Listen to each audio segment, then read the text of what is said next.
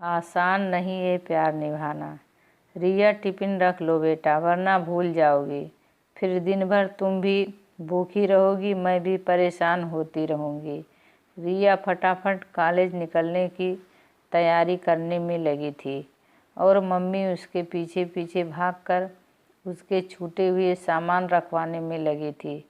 बच्चों को, पति को नाश्ता कराने से लेकर उनका कोई सामान, मोबाइल रह न जाए, उनके आगे पीछे लगकर रही सुनिश्चित करती रहती। चक्करगिन्नी की तरह घूमती रहती। उफ, ये माए भी ना, रिया बहुत ही टैलेंटेड लड़की है, अपने करियर को निगाह में रखकर ही हर फैसला लेती है, या यूँ कहें कि बहुत सोच समझकर, ठोक बजाकर ही तय करती है। फालतू के इमोशन का तो उसकी ज़िंदगी में कोई स्थान ही नहीं। उसका ज़िंदगी का फलसफा बिल्कुल तय है और गाड़ी भी उसी ओर जा रही है। अच्छी सर्विस में लगने के बाद शादी, फिर प्यारे बच्चे, अपना घर, हाँ, अपने घर का कोना कोना बच्चों की सुविधा और खुशियों के अनुसार ही सजाना है। और इधर रिया की एक अच्छी मल्टीनेशनल कंपनी में नौकरी लगी। नहीं कि पापा के दोस्त ने आगे बढ़कर अपने बेटे के लिए रिया का हाथ मांग लिया, मगर अभी रिया को करियर की शुरुआत में ही यह बंधन अच्छा नहीं लगा। तो पापा और अंकल दोनों ने कहा, कोई जल्दी नहीं है, तुम दोनों अच्छी तरह समझ लो, फिर सोचना। और 2 वर्ष तो सर्विस की आपाधापी में कैसे निकल गए पता ही नहीं चला। अब रिया और अनुज दोनों दाम्पत्य जीवन के मधुर बंधन में बंध गए। दोनों की पोस्टिंग भी दिल्ली हो गई थी। दोनों अलग अलग कंपनी में थे, मगर एक ही शहर में थे। अनुज बहुत ही समझदार और सुलझे दिमाग का लड़का था। किराए के घरों में आने वाली परेशानियों के बाद दोनों ने अपना फ्लैट लोन कराकर ले लिया था। दोनों के मम्मी पापा आते बच्चों की व्यस्त जिंदगी में कुछ दिन जैसे खुशियों के पंख लग जाते, फिर वापस जाते ही सब कुछ यंत्रवत चलने लगता। सभी दोनों से पूछना चाहते थे, कहाँ है तुम्हारे घर में बच्चों का वो कोना जिसकी तुम हमेशा बात किया करती थी। मगर और फिर शुरू हुआ डॉक्टरों के पास दौड़ने का अंतहीन सफ़र। ढेर सारे इलाज, दवाइयाँ, और कुछ नहीं हो सकता। अनुज की रिपोर्ट में स्पर्म काउंटिंग बहुत कम थी, अतः वो कभी माता पिता नहीं बन सकते। पागल हो गए हो क्या?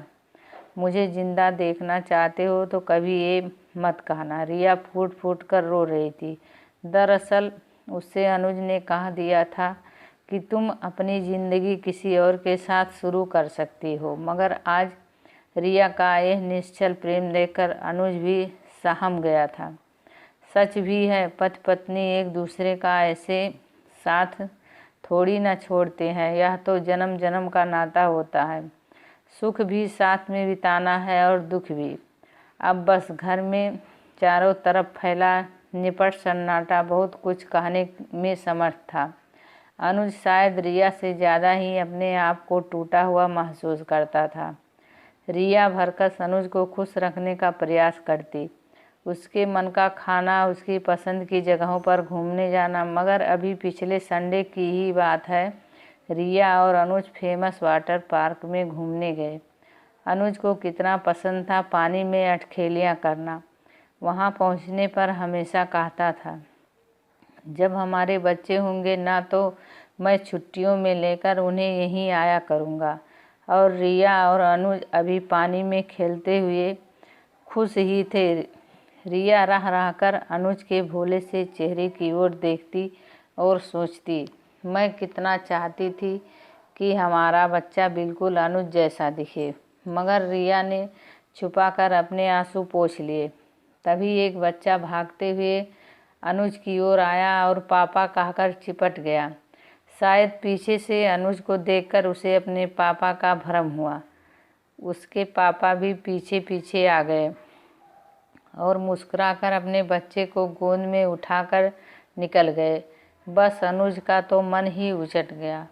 उसने रिया से तुरंत घर चलने को कहा। अनुज अनमने से गाड़ी ड्राइवर कर रहे थे और रिया गाड़ी में बज रहे उसके फेवरेट गाने से अलग मन ही मन कुछ निर्णय ले रही थी। रिया ने अपनी मम्मी और सासू माँ दोनों को फ़ोन करके बताया, अपने कुछ फ्रेंड से भी बात की। दरअसल रिया ने एक लड़की गोद लेने की सोची थी। सभी ने कहा यह बहुत अच्छा निर्णय रहेगा। बेटियां हमेशा माता पिता का साथ निभाती हैं और एक बच्चे के घर आने से घर का माहौल भी खुशगवार हो जाएगा।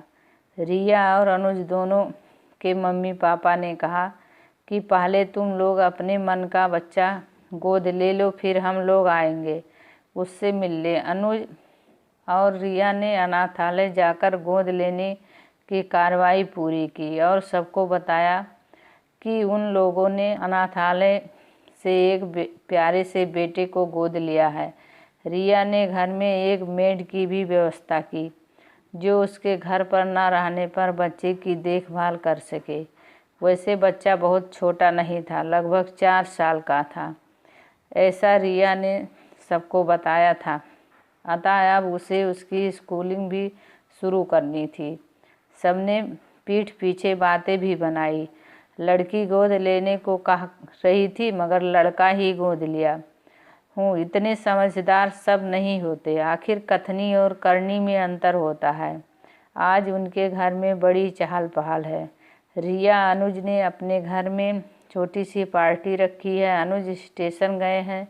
दोनों के मम्मी पापा जो आ रहे हैं उनको खिलाने सभी मित्र इकट्ठा हो गए हैं। आखिर कहाँ है उनका बेटा, जिसे देखकर समझदार बनने वाली रिया ने भी बेटी नहीं बेटा गोद ले लिया। जिसके बाद से रिया और अनुज हर समय चाहते से रहते हैं।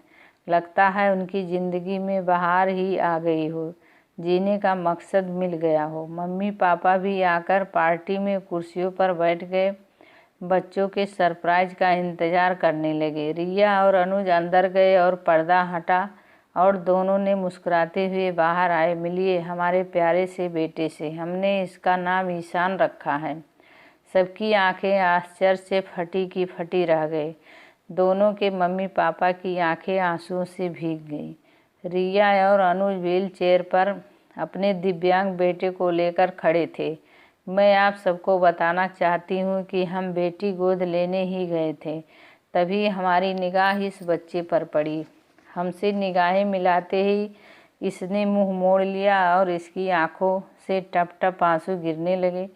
सभी बच्चे आशा भरी निगाहों से हमारी ओर देख रहे थे, क्योंकि उनसे कहा गया था कि आज कोई आएगा, फिर उनमें से किसी को अपना घर मिल जाएगा, अपने मम्मी पापा मिल जाएंगे। मगर हमने अनाथालय की संचालिका से अलग से बात की तो उन्होंने बताया कोई इसके जन्म के बाद सड़क के किनारे फेंक कर चला गया और इसके एक पैर पर से गाड़ी गुजर गई। हमारे पास अत्यंत असहाय अवस्था में पहुंचाया गया। हमने इलाज से इसकी जान तो बचा ली मगर एक पैर नहीं बचा पाए। सभी लोग छोटे लड़कों को गोद ले जाते हैं, मगर यह यूं ही उम्मीद से हर आने वाले को देखता है। कोई बात नहीं, आपको कौन सी लड़की पसंद आई? सभी लड़कियां स्वस्थ और प्यारी थी, मगर हमारी रिया का दिल तो इसके मासूम चेहरे पर अटक गया था। और होता भी क्यों ना, उसका भोला मासूम चेहरा बिल्कुल अनुज की परछाई लग रहा था। रिया को लगा ये वही है जिसे वो कब से ढूंढ रही थी। घर और दिल दोनों का एक कोना जिसके नाम पर आरक्षित कर रखा है। और हमने अपनी रिया की बात रख ली, अनुज चाहते हुए सबको बता रहा था। दोनों के खुशियों से दमकते चेहरे बच्चों के इस उदार निर्णय के आगे अपने आप को छोटा महसूस कर रहे थे। सभी मित्रों हृदय से दोनों ने माता पिता को उनके भविष्य के लिए शुभकामनाएं दे रहे थे। सब समझ रहे थे ये सब मुश्किल है, बहुत आसान नहीं ये प्यार निभाना। मगर आसान राहों का सफ़र रिया ने कभी चुना ही नहीं। वो तो मजबूती के साथ अनुज का हाथ पकड़े खड़ी थी और अनुज ने बहुत मजबूती के साथ हाथ थामा था। नन्हे से ईशान का न जाने क्यों आज भी ईशान की आंखों में आंसू चमक रहे थे, शायद खुशी के। अगर आपको कहानी अच्छी लगी हो तो चैनल को सब्सक्राइब कर लें और वीडियो को लाइक करें।